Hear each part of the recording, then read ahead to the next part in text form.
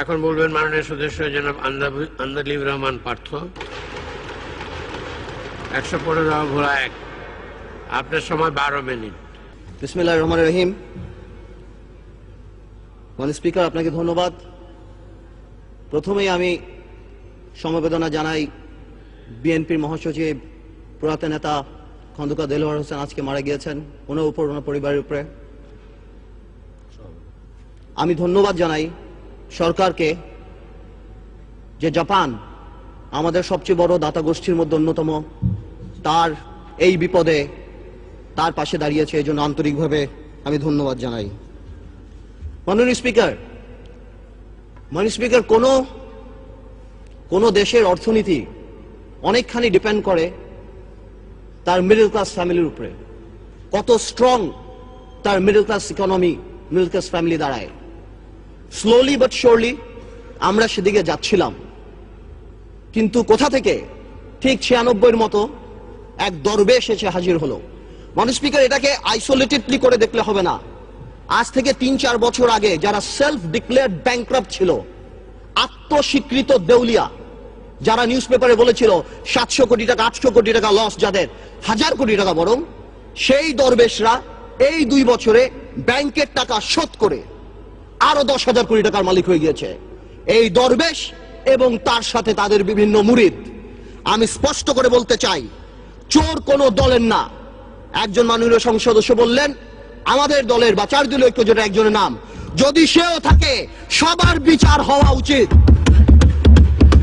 এখন সময় এসেছে মাননীয় স্পিকার, একটা কথা নিবিড়ভাবে দেখতে হবে, এটা কোনো আইসোলেটেড হ্যাপেনিং না। সরকারের তরফ থেকে লাগামহীন বক্তব্য এসেছে মাননীয় স্পিকার। আপনি স্মরণ করে দেখেন, আমি অবাক হয়ে গেলাম, মাননীয় সংসদ সদস্য বলল স্পেকুলেটিভ মানে নাকি ফটকা, তাহলে ফ্রড মানে কি? স্পেকুলেটিভ মানে যদি ফটকা হয়ে থাকে, তাহলে what is the meaning of fraud? একবার মাননীয় অর্থমন্ত্রী বললেন এখানে হতেই পারে, মাননীয় অর্থমন্ত্রী বললেন এগুলি হতেই পারে। ডক্টর মশিউর রহমান বললেন this is none of our concern, share market আমাদের কোনো চিন্তার ব্যাপার না। সরকারের তরফ থেকে তা বলা হলো এতে বিরোধী দল দায়ী। মাননীয় স্পিকার, এই কথাগুলি শেয়ার মার্কেটকে অ্যাগ্রাভেট করেছে। তারা ট্রান্সফর্মার লাগিয়েছে, রেগুলেটর লাগিয়েছে, এটা লাগিয়েছে, ওটিয়ে লাগিয়েছে, কোনো লাভ নাই। তারা ডেকে এনে মানুষকে ইনভেস্ট করেছে। 30 থেকে 40 হাজার কোটি টাকা বিদেশে চলে গেছে। মাননীয় স্পিকার, গত 2 বছরে 12 লক্ষ বিও অ্যাকাউন্ট হয়েছে। এর আগে আরো 20 লক্ষ ছিল, এর মধ্যে 8 লক্ষ শুধু আমাদের মা বোনেরা। মাননীয় স্পিকার, আমার যদি বিও অ্যাকাউন্ট থাকে, if I have a BO account, naturally my mother, my sister, my friend সবাই আমার উপরে ডিপেন্ডেন্ট থাকে। এক বিও অ্যাকাউন্ট দিয়ে 5 জন, 6 জন, 10 জন কাজ করে। আপনি জানেন বাংলাদেশে কোনো ব্যবসা বাণিজ্য এখন নেই, সারা পৃথিবীতে মন্দা। এই মুহূর্তে সবাই 2 লাখ টাকা 5 লাখ টাকা ইনভেস্ট করে 5,000 টাকা কামাই করার জন্য চেষ্টা করেছে। এটা কি কোনো অপরাধ? I can very well understand, বিজনেসে লস হবে, লাভ হবে, কিন্তু ডাক দিয়ে তো আপনি ধোকা দিতে পারেন না। বারবার ডেকে এনে শেয়ার মার্কেটে ইনভেস্ট করিয়ে তাদেরকে রাস্তায় ফেলে দেওয়া হচ্ছে। 30 লক্ষ লোক যদি স্বাধীনতা যুদ্ধে মারা যায় মাননীয় স্পিকার, তাহলে 30 লক্ষ লোক এই আওয়ামী লীগ আমলে ফকির হয়েছে। মাননীয় speaker, one thing I just don't understand, আজ থেকে 1 বছর আগে এইখানে দাঁড়িয়ে বললাম এয়ারটেলের কথা। এই এয়ারটেল 2000 কোটি টাকার শেয়ার কেলেঙ্কারি করে বাংলাদেশকে 95 কোটি টাকা স্ট্যাম্প ডিউটি দেয়নি।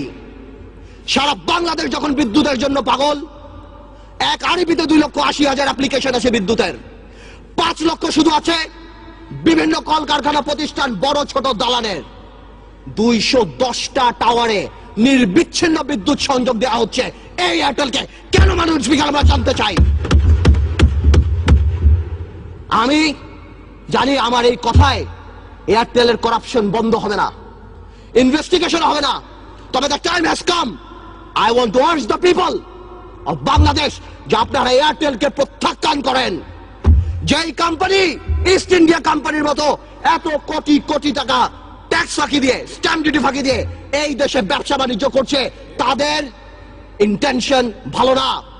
আমি সবাইকে অনুরোধ করবো বাংলাদেশের যে আপনারা এয়ারটেলকে বয়কট করেন, পাবলিকলি বয়কট করেন। মাননীয় speaker,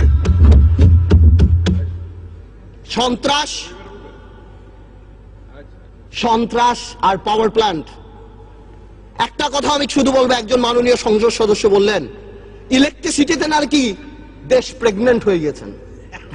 I am not use to this languages, but আমার জবাব দিতে যখন দেখি চানাচুর কোম্পানি, ফার্নিচার কোম্পানি, নাম নিচ্ছি অটোবি, যারা সারা জীবন ফার্নিচার বানিয়েছে তারা বিদ্যুৎ প্ল্যান্ট পেয়েছে, আমার মনে হয় এই প্রেগন্যান্সি খুব তাড়াতাড়ি মিসক্যারেজ হয়ে যাবে এবং এই দেশে বিদ্যুৎ আসবে না।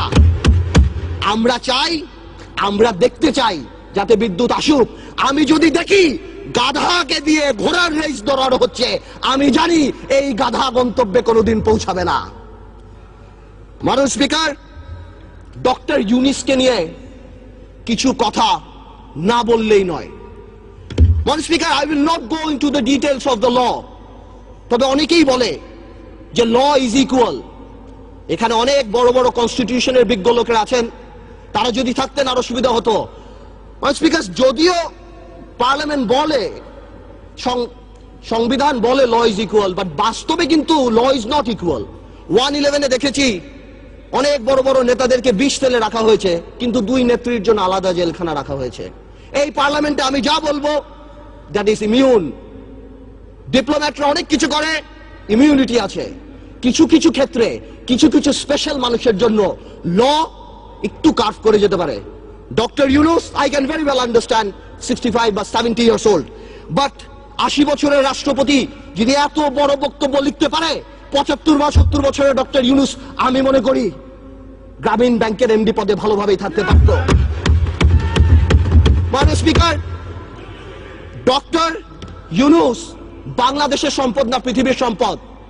আমি দেখেছি আমাদের মাননীয় পররাষ্ট্রমন্ত্রী বলেছেন this will not affect our relationship, বহির্বিশ্বের সাথে আমাদের সম্পর্কে। ঠিক তার পরের দিনই জন কেরি বলেছেন উই আর কনসার্নড।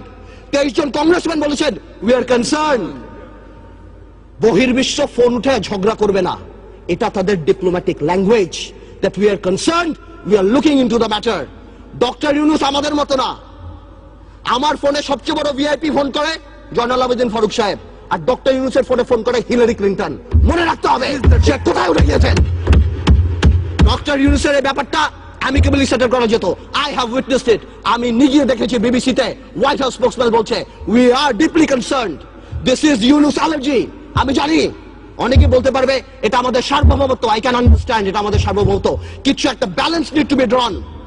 এখন সার্বভৌমত্বর সাথে ব্যালেন্স, এখন গ্লোবালাইজেশনের সময়, কালকে বাংলাদেশে বিপদ হচ্ছে, আমরা তাদের কাছে যে হাত পাততেছি, দুই নেত্রীর মনোমালিন্য হচ্ছে, নির্বাচনে যাব কি যাব না, আমেরিকান এম্বাসির দাওয়াতে ভিড় লেগে যাচ্ছে, এখানে ভিড় লেগে যাচ্ছে, আর যখন কোনো কিছু হচ্ছে তখন কি বলা হচ্ছে এটা আমাদের সার্বভৌমত্ব ব্যাপার। এটা সার্বভৌমত্ব ব্যাপার না, এটা পার্সোনাল ভেন্ডারের ব্যাপার। সংসারের কথা আসতেছে, excuse me, I would appreciate if you let me finish.